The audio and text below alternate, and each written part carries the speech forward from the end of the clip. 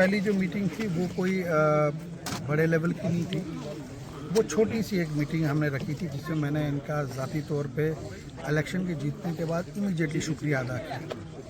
आज मैं अमीन साहब का, जडियो साहब का, रफ़ीक साहब का इनका शुक्रगुज़ार हूँ कि इन्होंने डिंगले की जितने प्रोमिनेंट पर्सनालिटीज़ थी, जो लोग थे जो अपनी बरादरी में, अपने कुंबे में एक असर रसूख रखते हैं और जिन्होंने इलेक्शन में हमारी मदद की, उनको यहाँ पे बुलाया। आज हमने फॉर्मली तौर पे एक उनका शुक्रिया अदा किया। इनकी जो मुश्किलात थी उसको नोट किया मैंने और इनसे मैंने अपने इलाके की, मैंने इनको कहा जो परेशानियां हैं वो इन राइटिंग आप मेमोरेंडम में दे दीजिए ताकि हमारे पास एक खाका तैयार हो जाए।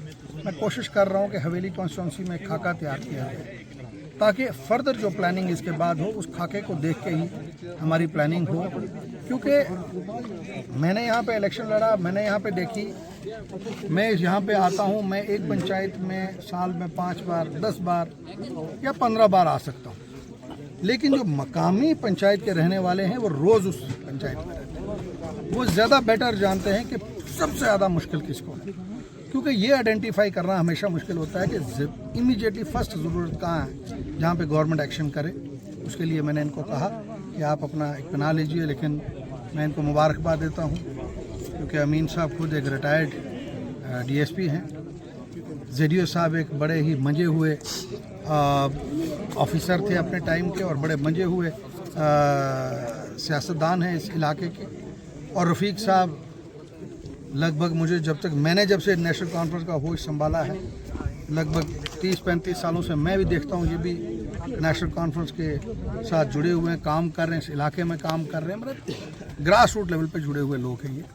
तो मैं हैरान हुआ जब मैं यहाँ आया। अभी मैं इनको कहता कि मैंने ऐसा कोई सोच बनाई है, इन्होंने उससे पहले ही आज बड़ा ही बेहतरीन तरीके का, जिससे मैं समझता हूँ कि डीएसपी साहब ने पूरा वो सम ऑफ द सब्सटेंस बना के वो जो मुझे आज मेमोरेंडम इन्होंने मुझे दिया है उससे पूरी डिटेल इन्होंने बनाई है और मेरी इनके साथ कमिटमेंट है जो इनका मेमोरेंडम मेरे पास आया है उसके तहत ही परियाटी के साथ काम यहाँ पे होंगे और परियाटी भी उनको मिलेगी। जो वादे इन्होंने इलेक्शन में किए हैं, जो हमने किए, और वादे कोई वो बड़े वादे नहीं है, किसी को कोई हीरे जवाहरात नहीं चाहिए। यहाँ पे लोगों के ये चाहते हैं कि यहाँ पे सड़क की कनेक्टिविटी हो, पानी की, जो यहाँ पे बहुत ज़बरदस्त इस टाइम कराई है। पुरानी स्कीमें जो हैं वो फंक्शनिंग नहीं है, नई वाली ऑपरेशनल नहीं है।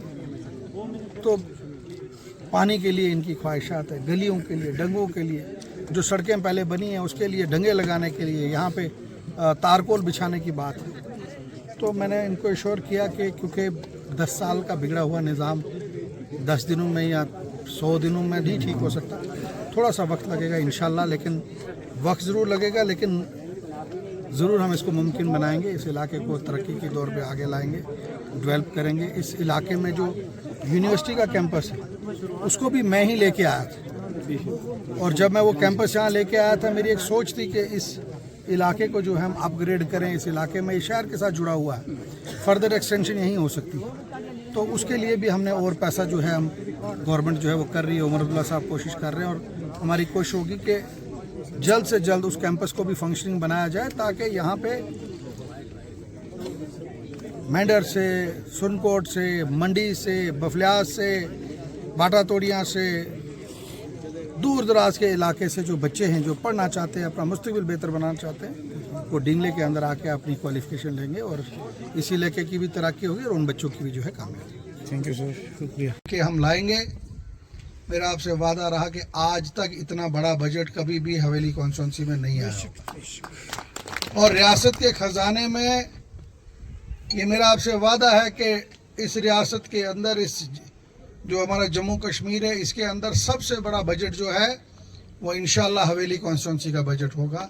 ये मेरा आपसे वादा रहा, क्योंकि मैंने उमर अब्दुल्ला साहब से भी बात की, मैंने फारूक अब्दुल्ला साहब से बात की, मैंने उनको कहा मुझे ज़ाती अपने लिए कुछ नहीं चाहिए, मेरी कॉन्स्टिट्यूंसी के लिए रियासत की कॉन्स्टिट्यूंसी में प्रायोरिटी नंबर 1 होनी चाहिए। मुझे अपने लोगों के लिए हर चीज़ चाहिए। आपकी सड़क के मसले यहाँ इन्होंने कहे, मैंने आपको पहले कह दिया, आप जो प्रायोरिटी लेके आएंगे प्रायोरिटी नंबर 1, प्रायोरिटी नंबर 2, इंशाल्लाह वो सड़क आपकी, मेरा आपसे वादा रहा, आपकी सड़क आपके यहाँ पे पहुँचाएंगे। और जो सड़कें आपकी ख़राब हैं, जैसे ये जो सड़क है, मेरे साथ AWD साहब भी हैं, एक्जिन साहब भी हैं, दोनों डिपार्टमेंट के हैं, मैं इनसे भी ये गुजारिश करूँगा कि ये नोट रखें इस सड़क को, तो कम से कम जब हम अगली बार आएँ तो यहाँ पे रोड की तब्दीली ज़रूर हुई होनी चाहिए। और आपको आखिर में एक बात कहूँगा कि आपको घबराना नहीं है।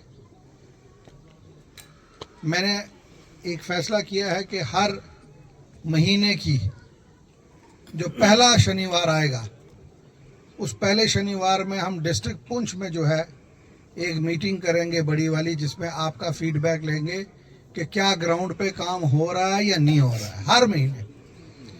और दूसरा, मैंने अपनी तंजीम को ये कह दिया है, डिस्ट्रिक्ट प्रेसिडेंट साहब को, अमीन साहब को, रफ़ीक साहब को, ZDO साहब को, कि आपने महीने में एक मीटिंग अपनी पंचायत में करनी है।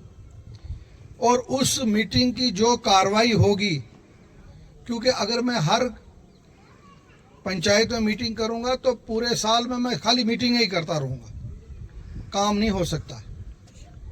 आपके लिए सड़क, आपके लिए पानी, आपके लिए पाइप, आपके लिए पोल, ये हमें रियासत के खजाने से लाना है।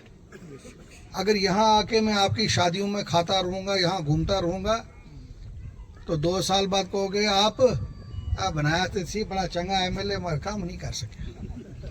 मैं ठीक कह रहा हूँ, गलत बात? मुझे आपको चीज़ें यहाँ पहुँचा के देनी है। तो अब अमीन साहब ने भी कहा जनाब पोल भी नहीं है, अमीन साहब भी है ना, जहाँ मैं पीछे गया था वो थोड़ा वो लेट कर रहा था। अब रिटायर्ड अफसर ही है, मैं कि डंडा चलासी उसे जल्दी भेज मिलेगी। मैं इंशाल्लाह कोशिश करूँगा कि आपकी पोलों की पहली किस्त इसी हफ्ते के अंदर आपके पास यहाँ पे पहुँच जाए। मुझे सिर्फ एक चीज़ आप बताइए कि वो किस जगह आपके पोल जो उतरे, ताकि आप बांट सको। क्योंकि आप लोगों जो नेशनल कॉन्फ्रेंस के लोग हैं, शरीफ लोग, पोल पर थले हाली तो सुते हो गए, पोल पूछे उसने और किधर इस जगह वो उतरे। और जैसे अभी इन्होंने, मैंने देखा दरख्तों पे लगी है बिजली, मेरी अमीन साहब से गुजारिश है कि सबसे पहली प्रायोरिटी जो दरख्तों पे बिजली लगी है, आप वहाँ पोल लगाइए और फ़ोटो खींच के मुझे भेजिए। और आप यकीन मानिए, अगर आपको अपने दरख्तों से बिजली उतारने के लिए 100 पोल भी लगेगा, 200 पोल भी लगेगा, मैं आपको पोल दूंगा। आपके इस डिंगला में किसी भी वार्ड में कोई भी बिजली जो का तार है वो दरख्त पे इंशाल्लाह नहीं लगेगी, इसके बाद पोल के ऊपर ही लगेगी। और जो आपके ट्रांसफार्मर है, जहां बार बार ट्रांसफार्मर जलता है, वो मैं आपसे गुजारिश करूंगा वो जगह आइडेंटिफाई करके मुझे बताइए जहां बार बार ट्रांसफार्मर चलता है। वहां अगर 25 kV का ट्रांसफार्मर लगा है, वहां हम 63 kV का ट्रांसफार्मर लगाएंगे, ताकि बार बार आपके ट्रांसफार्मर ना बदलने पड़े। बहुत सी स्कीमें हैं, उसके तहत काम करेंगे। लेकिन मैं असूली बात करता हूँ, असूल की पॉलिटिक्स होनी चाहिए। जहाँ पे आपको जायज़ सड़क होगी, मैं आपको कह रहा हूँ आपकी सड़क मैं पहुँचाऊँगा, आपको कोई किसी से टेंशन लेने की जरूरत नहीं। आपकी सड़क सिर्फ यह है कि थोड़ा सा आपको इंतज़ार करना पड़ेगा। जैसे आपने कल ऑर्डर पढ़ा ना आपने, कल उन्होंने उस ऑर्डर में लिखा है कि जनाब MLA की जो रिकमेंडेशन है उस पर काम करना है। तो असाने 100 दिन ज़ाया किते नहीं ना, हमने तो नहीं होने दिया ज़ाया। लेकिन जो नए MLA बन के आए थे, जो पहली बार MLA बने, जिनको नहीं पता था, उनका तो ज़ाया किया इन्होंने 100 दिन। और उमर अब्दुल्ला साहब की कारकर्दगी में इन्होंने 100 दिन कमी उन्होंने नहीं कहीं होने दी। लेकिन कहीं ना कहीं कोशिश की गई कि उस कारकर्दगी में फ़र्क पड़े। मैं आखिर में ज़्यादा नहीं कुछ कहूँगा, क्योंकि अभी हमें 2-3 जगह जाना है और वहाँ टाइम जो है मखसूस है। वो रफ़ीक साहब ने कहा 4 बजे तक करना है, तो जय 4 बजे तक मीटिंग की थी, ज़्यादा इन्हें की परेशानी।